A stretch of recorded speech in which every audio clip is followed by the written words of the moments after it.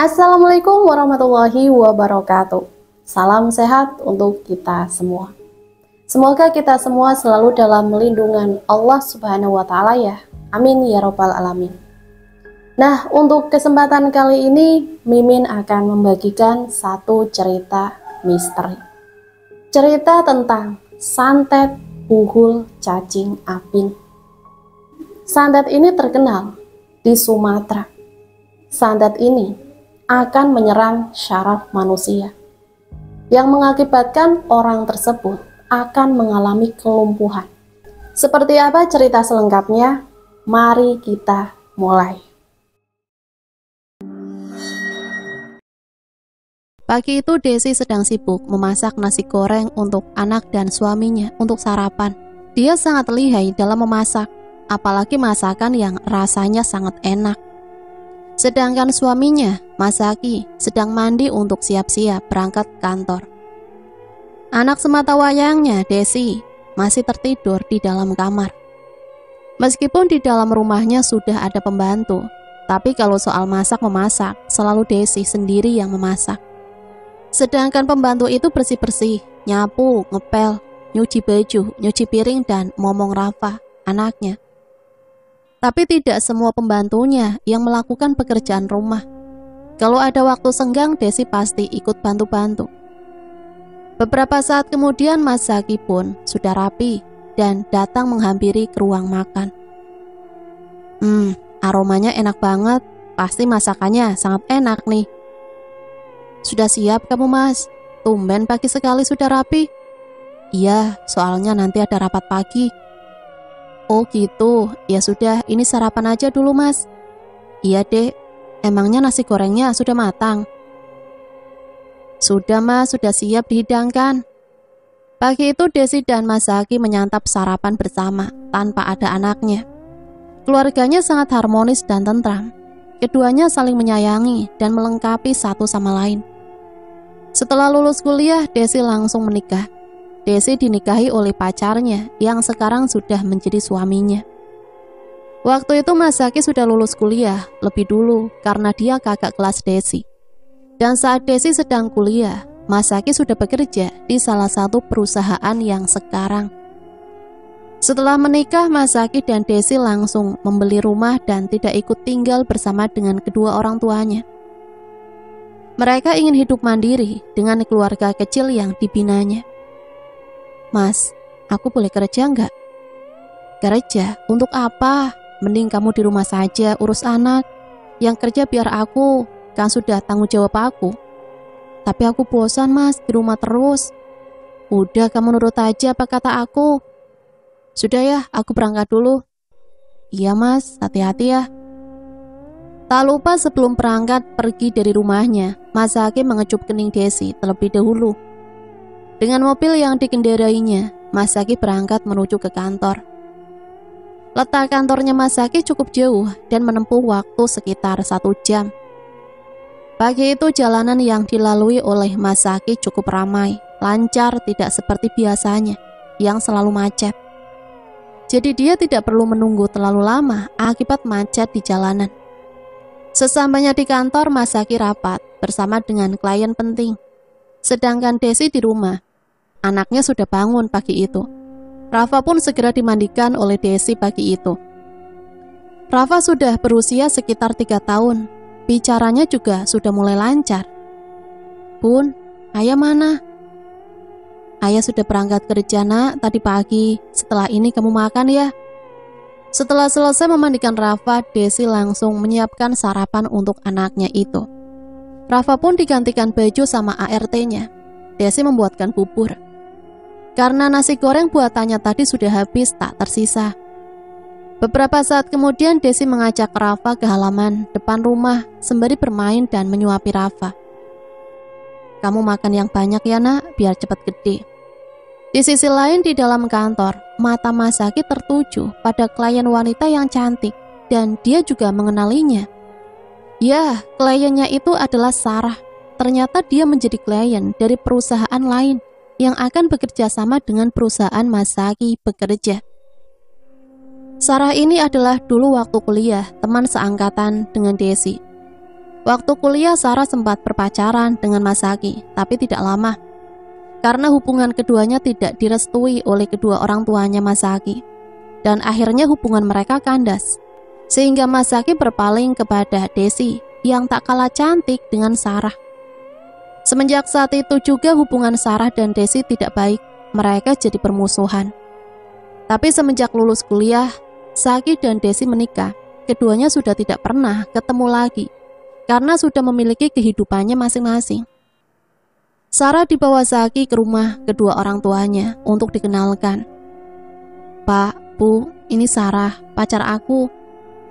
Namun kedua orang tua Saki saat itu memandang Sarah seperti tidak suka, bahkan mengeluarkan ucapan yang membuat Sarah itu sakit hati. Saat itu Sarah dicecar berbagai pertanyaan dari kedua orang tuanya, dan dia pun menjawab sejujur-jujurnya. "Kamu kok pacaran sama dia sih, Saki? Dia kan cuma anaknya supir angkot. Emang cantik sih, tapi tidak sederajat dengan keluarga kita," ucap Ibu Saki. "Ibu kenapa bilang seperti itu? Dia baik, Bu. Kalau anak supir angkot kenapa memangnya? Walaupun bapaknya supir angkot, tapi dia bisa menyekolahkan anaknya sampai kuliah." "Iya, Saki, lebih baik kamu cari yang lain saja," timbal bapaknya. Benar-benar dibuat malu dan sakit hati serta harga dirinya yang telah diinjak-injak oleh kedua orang tua Sarah. Namun Sarah berusaha untuk kuat dan tegar menerima kenyataan itu. "Sudah, Saki, tidak apa-apa. Aku pulang saja ya. Maaf Om, Tante, saya mengganggu. Aku anterin kamu ya." "Tidak usah, Saki." "Udah, gak apa-apa, ayo aku anterin pulang." Saki pun mengantarkan Sarah pulang ke rumahnya, yang saat itu masih menggunakan motor. Letak rumah Saki dengan Sarah cukup jauh karena beda kecamatan. Sesampainya di rumah Sarah, Saki mampir terlebih dahulu untuk membicarakan tentang hubungannya. Mereka berdua duduk di ruang tamu dan berbicara dengan serius. "Saki, emang benar kata orang tua kamu, aku itu tidak pantas untuk kamu. Kamu jangan ngomong gitu, kita harus yakinin kedua orang tua aku." "Tapi aku gak bisa, Saki. Maaf, lebih baik kamu cari yang lain saja. Kita akhiri saja hubungan ini." "Enggak, Sar, aku gak mau." "Aku gak apa-apa, Saki. Maaf, kita sampai di sini saja." "Ya sudah kalau itu mau kamu. Tapi kita masih tetap berteman baik kan?" ujar Saki. Sarah pun mengangguk menjawab ucapan dari Saki. Dan semenjak saat itu hubungan pertemanan antara Desi dan Sarah menjadi tidak baik. Karena ternyata Saki jatuh cinta dengan Desi, apalagi setelah Sarah tahu kalau mereka telah berpacaran. Kedua orang tua Saki merestui hubungan Saki dengan Desi, karena kedua orang tuanya Desi sederajat dengan keluarganya. Hingga akhirnya mereka yang sudah sama-sama jatuh cinta dan direstui, mereka menikah. Saat sedang rapat Masaki jadi tidak fokus karena kedatangan Sarah yang bertambah cantik dan beda dari yang dulu. Dalam pikiran Masaki saat itu membandingkan Desi yang sekarang dengan Sarah yang sekarang.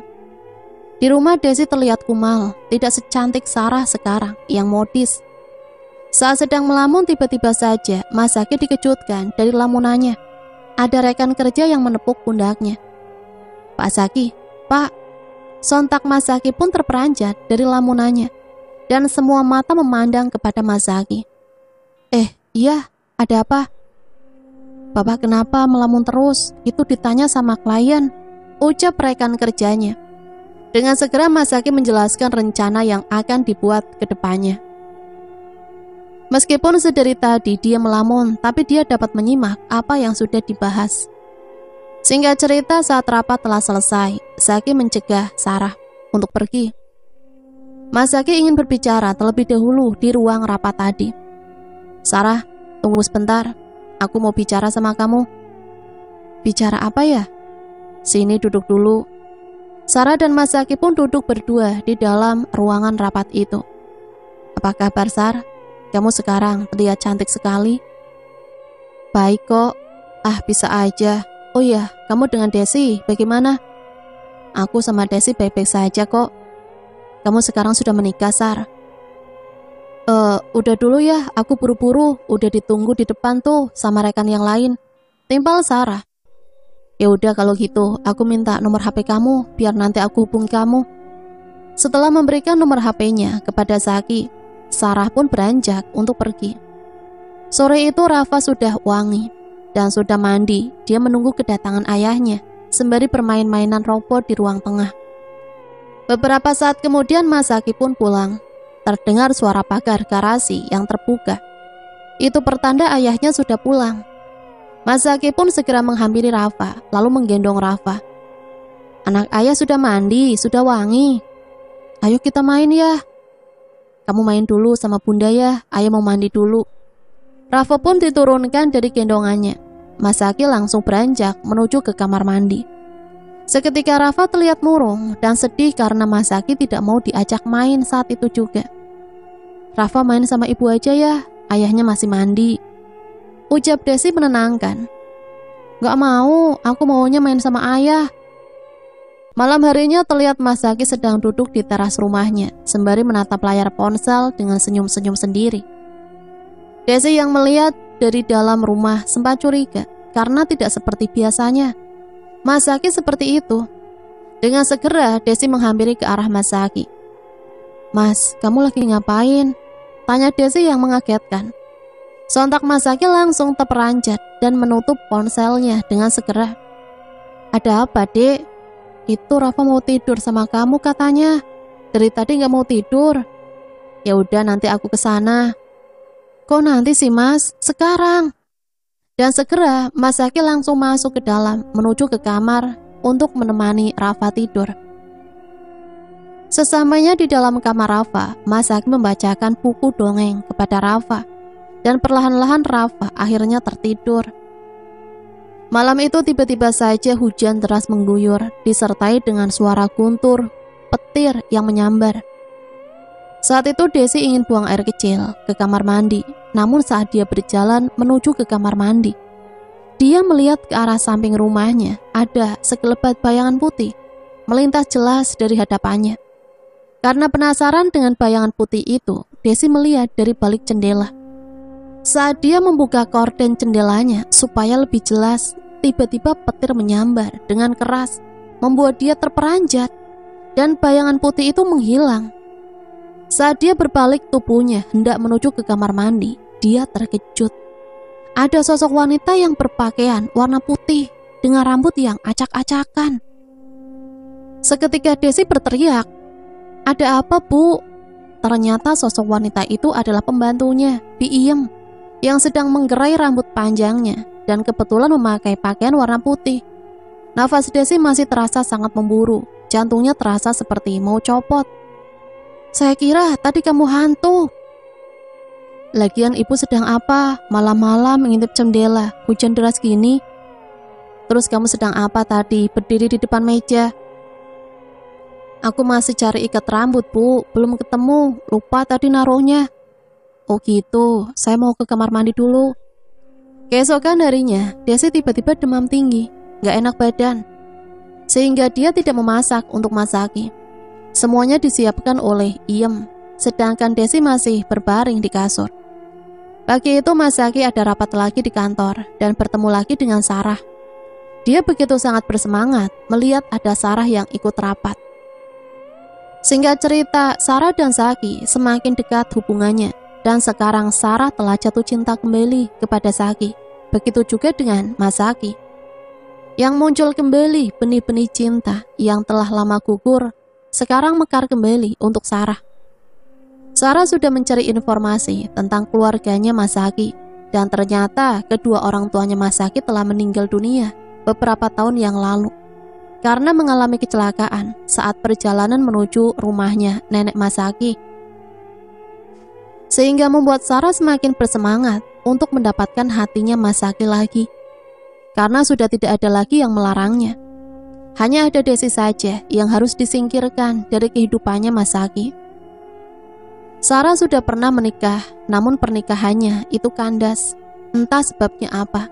Dan sekarang ia menjadi janda. Di dalam kamar, Sarah membaca tabloid dari media internet dan dari berbagai informasi Akhirnya dia menemukan sebuah info tentang dukun santet. Muncullah dari pikirannya untuk menyantet Desi.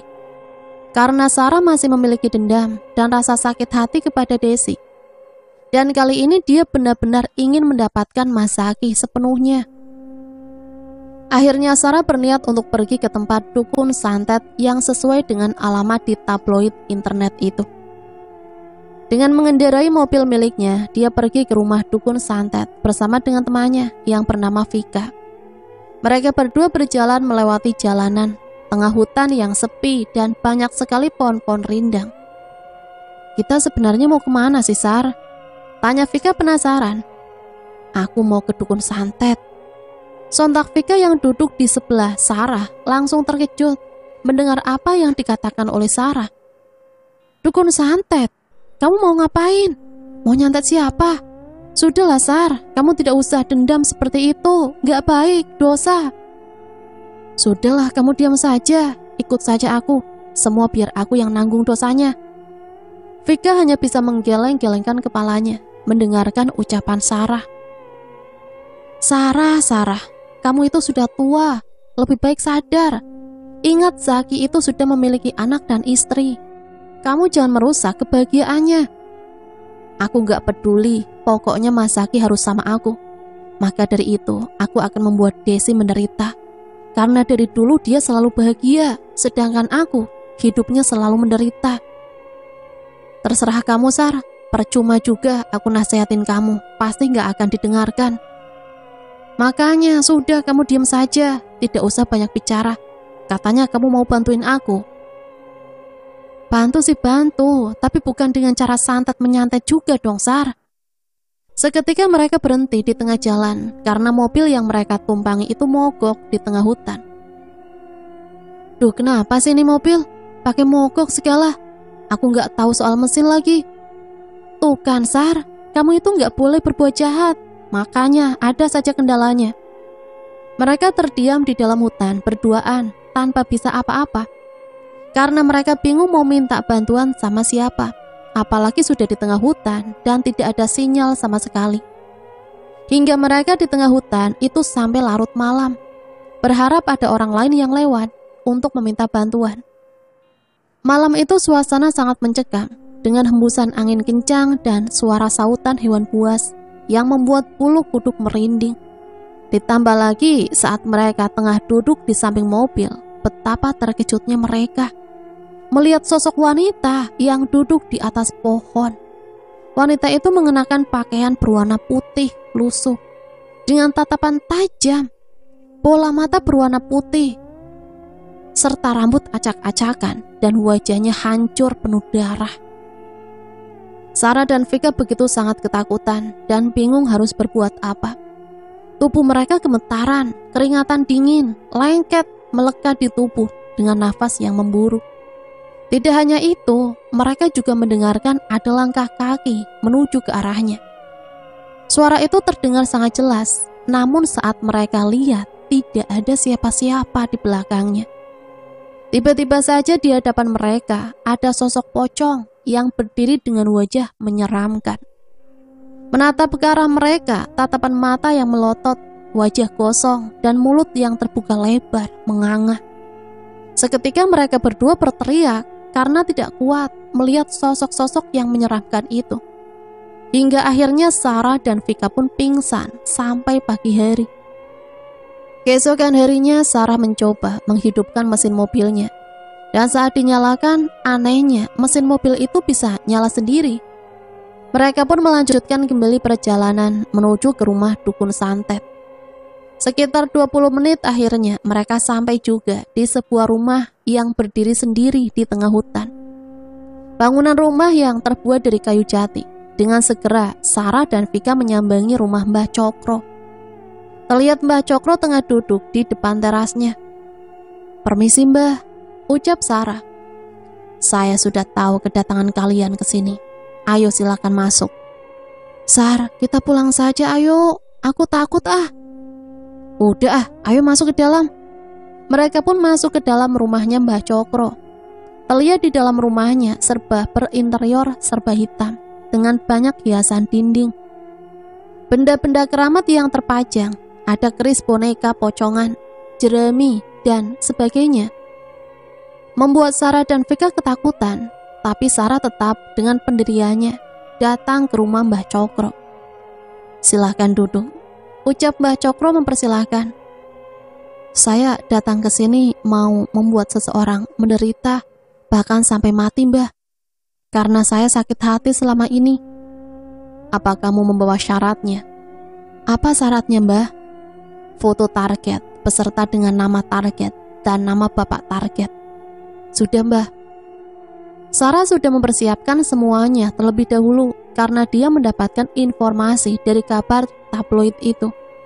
Foto target sudah dicetak oleh Sarah. Dia mendapatkan fotonya melalui foto di akun sosial media. "Ini fotonya, Mbah," ucap Sarah yang kemudian foto itu diberikan kepada Mbah Cokro. "Nanti malam akan kita lakukan ritual." Ritual akan dilakukan tepat pada malam Kamis Wage, dan semua sesajen dipersiapkan oleh Mbah Cokro. Sarah dan Vika benar-benar takut melihat ritual yang akan dilakukan oleh Mbah Cokro. "Kamu sudah yakin akan mengirimkan ini kepada orang yang kamu ingin buat menderita?" tanya Mbah Cokro memastikan. "Saya yakin, Mbah, sudah lakukan saja." "Apa kamu siap menerima resiko nantinya?" "Iya, Mbah, saya siap apapun resikonya." Mbah Cokro mulai membakar kemenyan dan asapnya pun mulai mengepul di dalam ruangan itu. Beliau merapalkan mantranya dengan mulut berkomat kamit, sembari meletakkan boneka pocongan yang diikat dengan tali, serta foto target yang diasapkan di atas kemenyan itu sesekali, ditusuk dengan menggunakan jarum beberapa kali. Sarah dan Vika merinding ketakutan, tubuhnya gemetaran melihat ritual itu. Tiba-tiba saja hembusan angin kencang datang masuk ke dalam ruangan tersebut, membuat bulu kuduk mereka berdua berdiri merinding. Bahkan benda yang ada di dalam ruangan itu bergerak-gerak sendiri. "Sar, aku takut. Ayo kita pulang saja." "Udah diem, aku juga takut." Beberapa saat kemudian terlihat ada sosok pocong dan sosok sundel bolong berdiri di samping Mbah Cokro.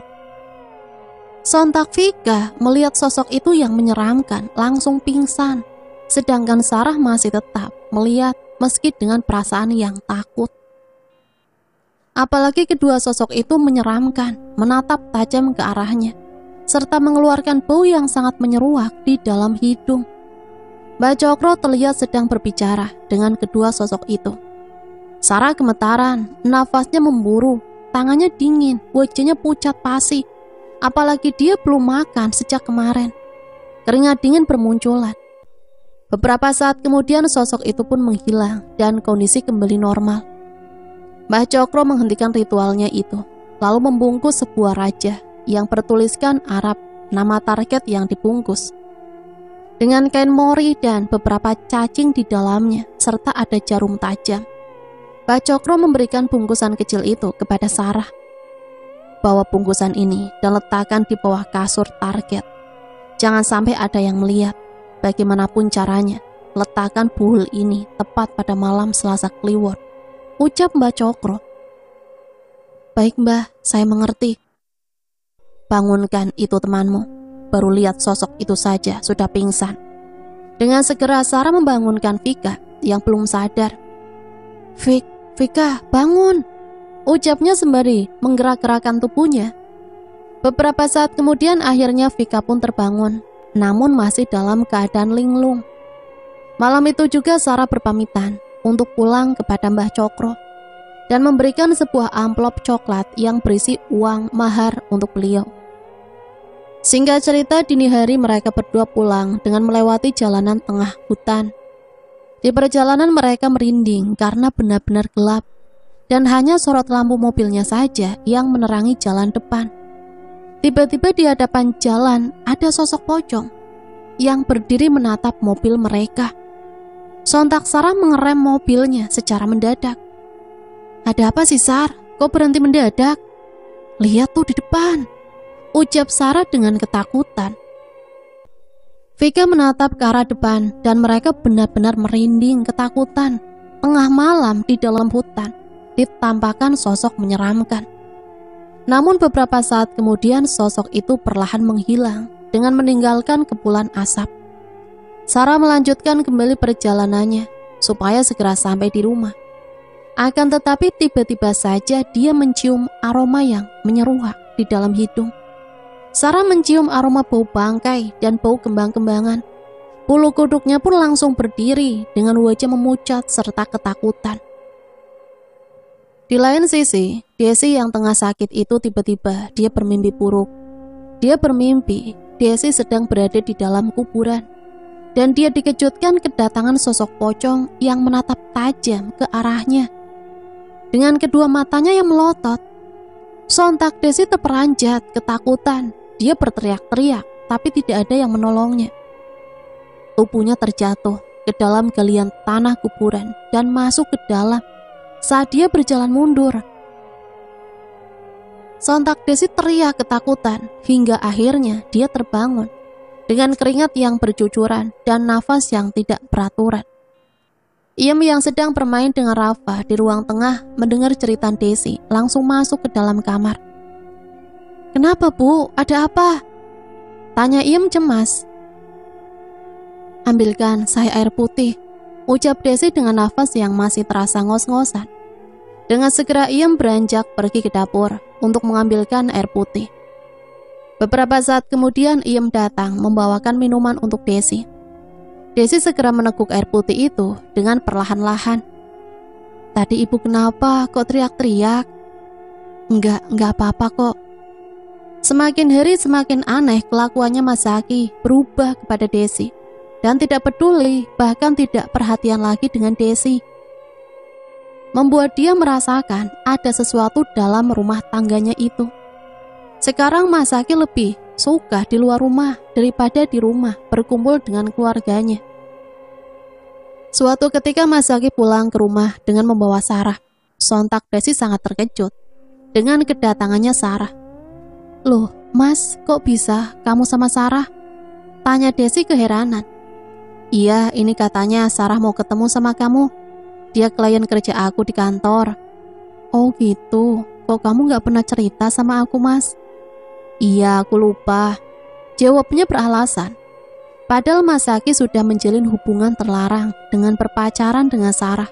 Dan sekarang malah dia membawa Sarah datang ke rumah. "Gak apa-apa kan, Des, aku datang ke sini. Aku kangen sama kamu, sudah lama gak ketemu." "Iya, gak apa-apa kok, Sar. Aku masakin buat kamu ya, Sar." Gak usah, jadi ngerepotin kamu malah aku." "Udah gak apa-apa, kamu main saja sama Rafa sana, dia di ruang tamu." "Ya udah kalau gitu, aku main dulu ya sama anak kamu." Sedangkan Masaki sore itu dia beranjak ke kamar mandi untuk mandi. Karena Desi sudah mendingan, akhirnya dia sudah bisa masak meskipun dibantu oleh Iem.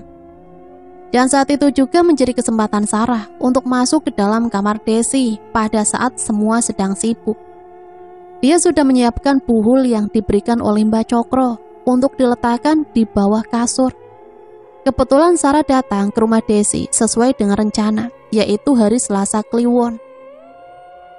Dia berjalan mengendap-endap ke dalam kamar Desi supaya tidak ada yang melihatnya. Setelah masuk ke dalam kamar Desi, dengan segera Sarah meletakkan buhul tersebut di bawah kasurnya Desi. Setelah berhasil meletakkan buhul itu, Sarah pun tersenyum puas dengan senyum menyeringai di bibirnya. Lalu dia segera beranjak keluar dari dalam kamar Desi agar tidak ketahuan siapa-siapa. Kemudian Sarah beranjak menghampiri Rafa yang tengah bermain sendirian. "Hei Rafa, kamu sedang main apa?" "Main robot, Tante." "Oh, Tante temenin main boleh nggak?" "Boleh, Tante." Sarah berusaha mendekati Rafa supaya mendapatkan perhatian darinya. Beberapa saat kemudian Masaki telah selesai mandi dan menghampiri Rafa dan Sarah. "Wah, lagi main apa nih? Kayaknya asik sekali. Ayo ya sini main robot sama aku." "Iya, Nak." Beberapa saat kemudian masakan yang dihidangkan oleh Desi sudah siap. Lalu Desi menghampiri mereka yang tengah duduk di ruang tengah sedang bermain bersama dengan Rafa. Saat Desi datang, dia terkejut ketika melihat suaminya memegangi tangan Sarah. "Ayo kita makan bersama, itu makanannya sudah siap," ucap Desi. Sontak Masaki terkejut dan melepaskan tangannya yang memegangi tangan Sarah. "Ada apa ini, Mas?" tanya Desi. "Gak ada apa-apa, Dek. Ini tadi ada nyamuk aja di tangan Sarah." Namun saat itu Desi berpura-pura tidak tahu saja dan bersikap biasa. "Ya udah, ayo makan," kata Desi. Mereka pun beranjak untuk makan bersama di ruang makan. Hidangan yang disajikan cukup banyak oleh Desi dan masih mengepulkan asap menandakan masakannya itu masih panas. Saat semua sedang makan serta berbincang-bincang bersama, tiba-tiba saja Desi tersedak. "Minum, minum," ucap Masaki sembari memberikan segelas air putih kepada Desi. Sarah melihat kejadian itu terasa sakit dan sesak pada dadanya. Padahal dia tidak berhak untuk itu, karena memang Saki dan Desi adalah sepasang suami istri. Tiba-tiba saja Desi terbatuk-batuk lagi hingga beberapa kali, hingga tanpa sengaja keluar darah dari dalam mulutnya. "Ya ampun, kamu kenapa, Des?" ucap Masaki penuh dengan kekhawatiran. "Kamu istirahat saja dulu di kamar." Kemudian Desi dipapah oleh Masaki menuju ke dalam kamar. Sesampainya di dalam kamar, Desi dibaringkan oleh Masaki supaya istirahat. Wajahnya terlihat sangat pucat pasi dan tidak berdaya sama sekali. Sedangkan Masaki malah meninggalkan Desi di kamar dan kembali ke ruang makan bersama dengan Sarah. Desi ditemani oleh Iem serta dipijit-pijit dengan menggunakan minyak urut tubuhnya oleh Iem. "Makasih ya Iem, kamu baik sekali. Ini sudah menjadi pekerjaan saya, Bu." Saat itu sebenarnya Desi sudah tahu kalau suaminya itu telah menjalin hubungan dengan Sarah. Karena saat sedang makan bersama, mata Masaki menatap ke arah Sarah penuh arti dan senyum-senyum. Maka dari itu Desi langsung tersedak hingga terbatuk-batuk. "Menurutmu, apa yang harus saya lakukan tentang orang ketiga, Yem?" "Maksud ibu?" "Saya tidak tahu apa yang ke depan akan terjadi, tapi saya yakin kalau Masaki telah mengkhianati pernikahan ini." "Ibu jangan bicara seperti itu. Saya yakin rumah tangga ibu akan baik-baik saja. Saya doakan semoga rumah tangga ibu dan bapak langgeng sampai akhir hayat," ucap Iem menenangkan. Desi pun tersenyum mendengarkan apa yang dikatakan oleh Iem. Beberapa saat kemudian Desi pun tertidur, sedangkan Masaki sedang berduaan dengan Sarah di belakang rumah. Rafa bermain dengan Iem di ruang tengah. Saat itu Iem melihat kalau Masaki sedang bermesraan dengan Sarah. "Iem, saya mau mengantarkan Sarah pulang terlebih dahulu. Kamu jaga ibu ya. Awas kamu kalau bicara macam-macam sama ibu. Saya pecat kamu," ancam Masaki. Iem hanya bisa menganggukkan kepalanya menjawab ucapan dari Masaki. Malam itu tiba-tiba saja hujan deras turun, mengguyur seluruh rumah. Akan tetapi Masaki belum pulang juga. Desi terbangun karena mendengar ada suara petir yang kencang sekali. Dia pun beranjak keluar kamar, menghampiri Iem yang tengah menggendong Rafa. "Iem, bapak kemana?" tanya Desi. "Tadi katanya mau nganterin Mbak Sarah, tapi sampai sekarang belum pulang juga." "Ibu memangnya sudah mendingan, kok keluar kamar?" "Saya sudah gak apa-apa, sini Rafanya biar tidur sama saya saja." Malam itu perasaan Desi sangat hancur karena mengetahui kalau suaminya ada main di belakang dengan teman Desi. Dia juga tidak bisa menahan rasa sedihnya, tangisnya pecah sembari memeluk tubuh anaknya yang sudah tertidur di atas kasur. Pantas saja, akhir-akhir ini Masaki berubah, ternyata sudah memiliki wanita idaman lain yang tak lain teman Desi sendiri. Desi juga tahu kalau dulu Sarah pernah menjalin hubungan pacaran dengan Masaki. Tiba-tiba terdengar ada suara yang mengetuk pintu. Dengan segera dia beranjak bangun menuju ke depan. Dengan berjalan perlahan-lahan karena tubuhnya masih terasa lemas. Saat pintu dibuka, ternyata di depan pintu tidak ada siapa-siapa. Desi pun menutup kembali pintunya, dan saat dia beranjak ke kamar, kepalanya terasa pusing sekali, bahkan berkunang-kunang. Saat itu juga dia mengeluarkan darah dari hidungnya. Karena tidak kuat berjalan dan kepalanya terasa pusing, akhirnya dia pun ambruk di ruang tamu. Iem yang sedang mengecek lampu ruang tamu terlihat terang dan dia segera akan memadamkan lampu. Tapi dia terkejut ketika melihat Desi pingsan di depan pintu. "Bu, ya Allah ibu!" teriak Iem panik. Dengan segera Iem menelpon Masaki, akan tetapi dari seberang telepon tidak diangkat juga. Akhirnya ia meminta bantuan kepada Pak Satpam yang berjaga di pos depan.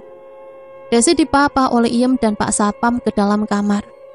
Hujan semakin deras disertai dengan petir yang menyambar dan guruh guntur terdengar mencekam. Masaki belum juga pulang ke rumah. Iem juga dengan segera membuatkan teh hangat untuk Desi. "Ini Bu, minum dulu teh hangatnya." "Masaki belum pulang, Iem." "Belum, Bu."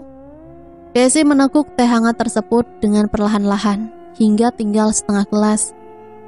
"Kepala saya pusing sekali, Iem. Perut juga sakit sekali, terasa seperti ditusuk-tusuk. Gak karuan sekali rasanya." "Kalau begitu kita ke rumah sakit aja ya, Bu."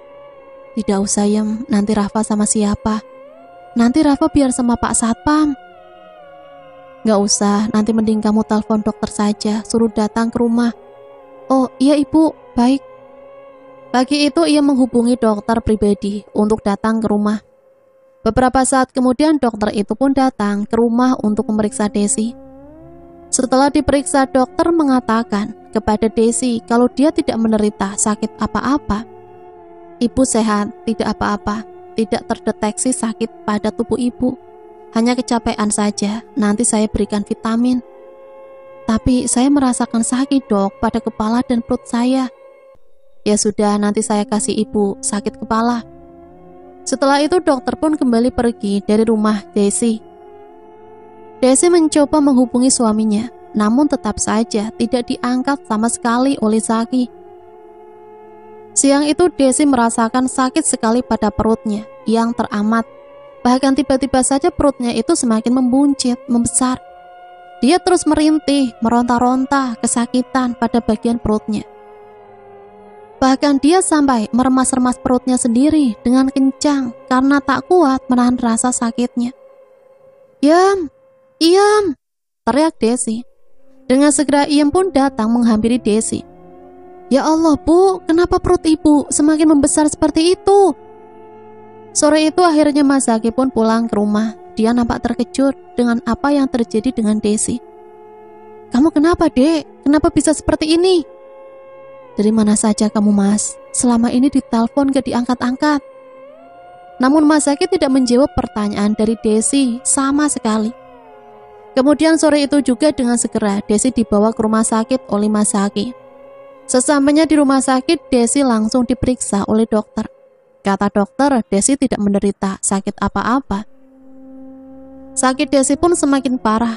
Dia dengan perut yang membuncit dan sekujur tubuhnya ditumbuhi dengan bisul yang bernanah. Bahkan baunya sangat busuk sekali. Membuat Masaki tambah berpaling dengan Desi.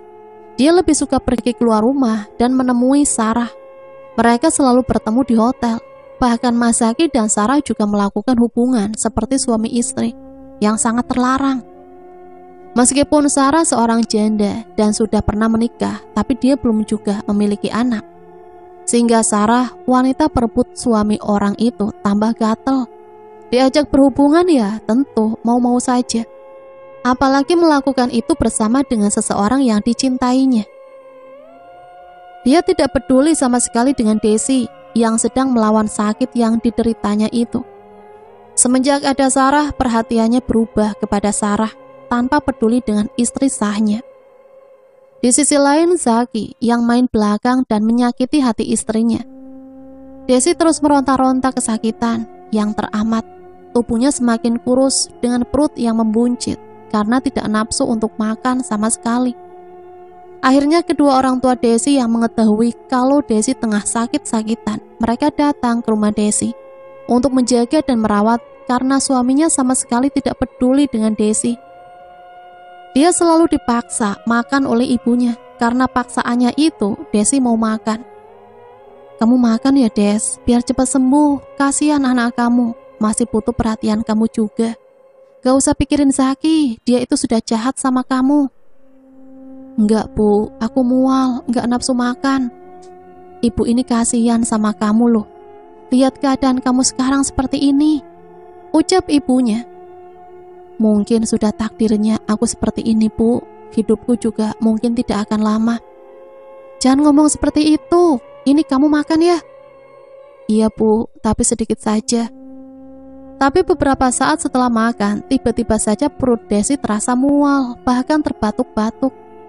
Betapa terkejutnya ibu Desi yang melihat Desi muntah darah yang sangat banyak, berwarna merah kehitaman begitu kental, yang disertai dengan beberapa cacing keluar dari mulutnya, membuat ibu dan bapaknya Desi itu panik.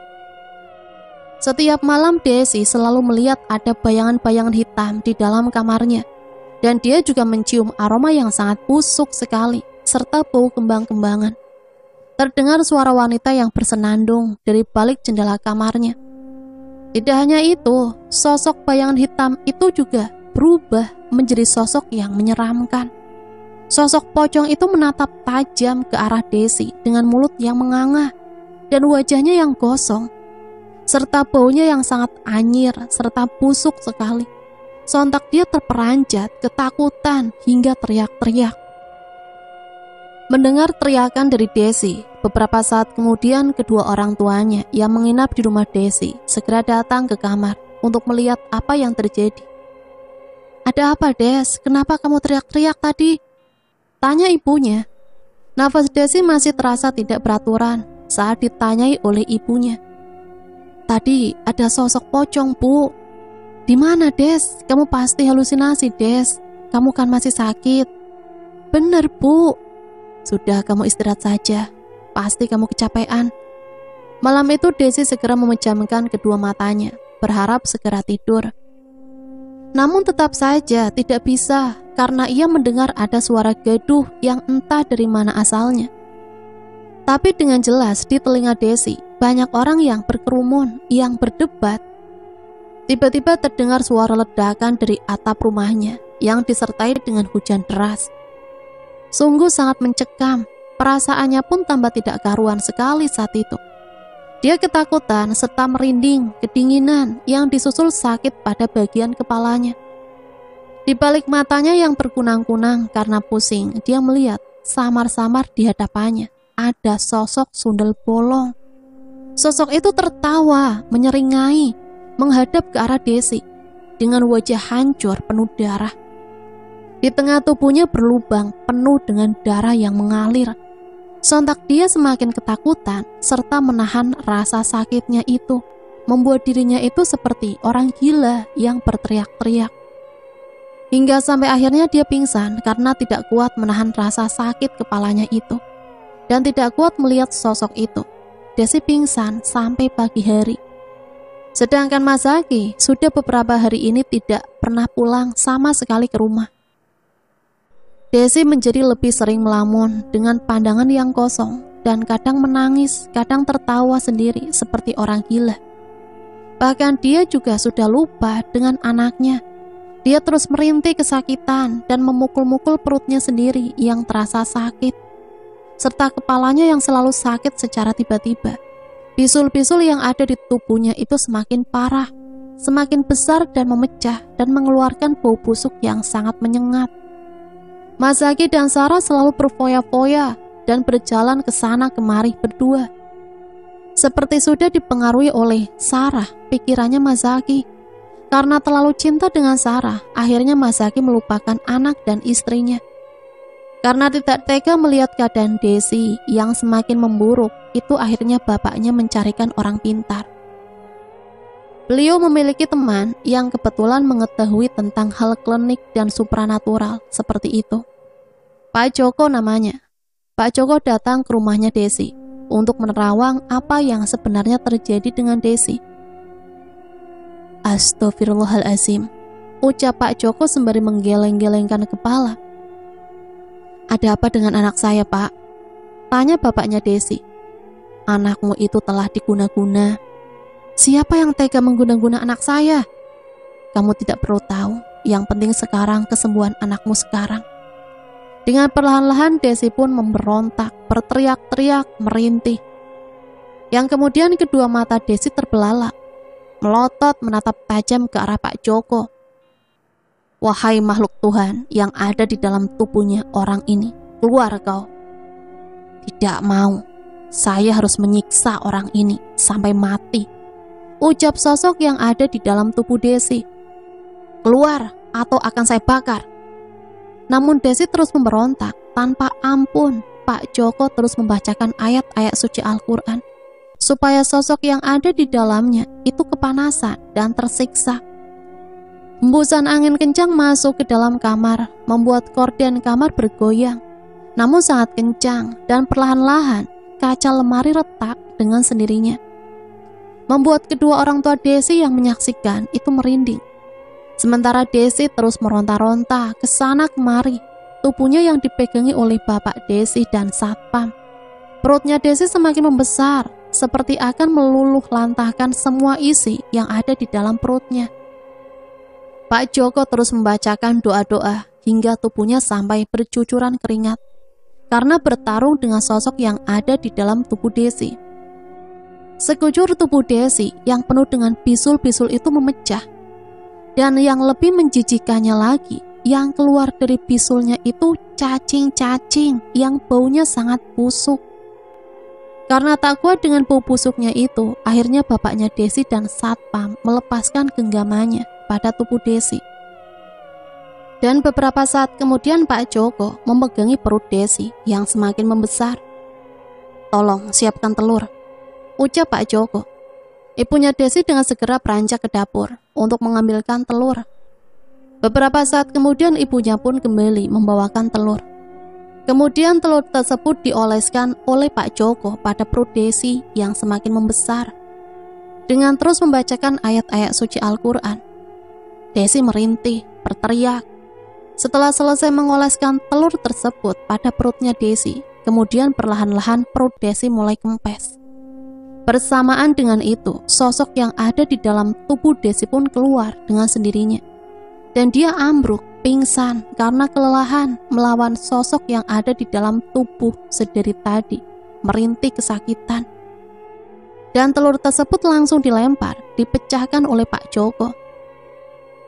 Seketika semua yang ada di dalam kamar ngeri melihat isi dalam telurnya itu. Ternyata cacing yang banyak sekali jumlahnya, serta baunya yang sangat membusuk. Astagfirullahalazim, ucap Pak Joko.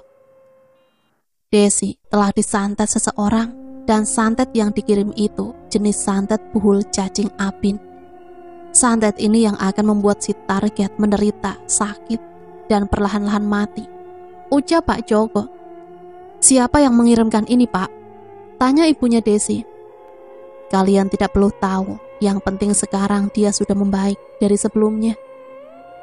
Sementara Iem tengah menenangkan Rafah di belakang rumah yang sedari tadi menangis. Tiba-tiba Iem berteriak kencang, membuat semua panik dan segera melihat ke belakang. Ada apa? Tanya Pak Joko. Ada ular besar, Pak, itu. Dengan segera Pak Joko membacakan doa untuk mengusir ular yang mencoba mengganggu itu. Beberapa saat kemudian Desi pun tersadar. Pak Joko sudah membacakan air putih dengan doa. Dan air putih itu diteguk oleh Desi dengan perlahan-lahan. Setelah meminum air putih itu, kemudian Desi memuntahkan darah yang disertai dengan cacing. Desi sangat lemah sekali dengan wajahnya yang semakin memucat. Kemudian Pak Joko mengambil buhul yang terdapat di bawah kasur tidur Desi. Dan buhul itu kemudian diambil. Di dalamnya ada sebuah raja yang bertuliskan nama Desi dengan menggunakan bahasa Arab. Ada juga beberapa jarum.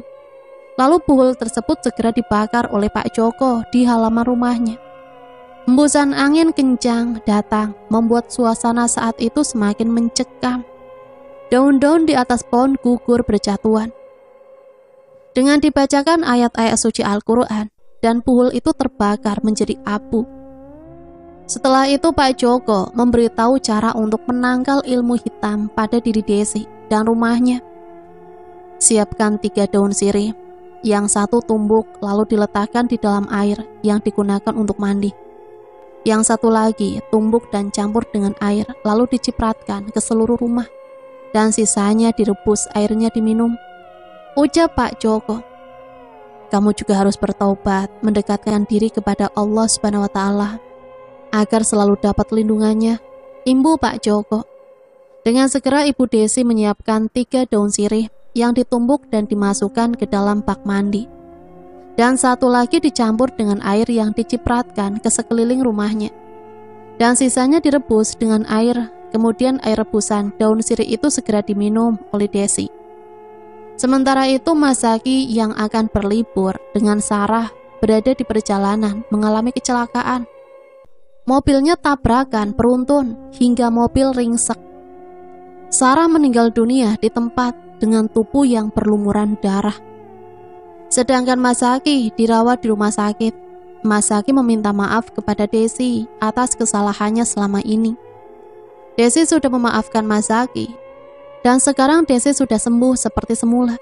Sedangkan Sarah yang telah mengirim santet kepada Desi sudah meninggal dunia.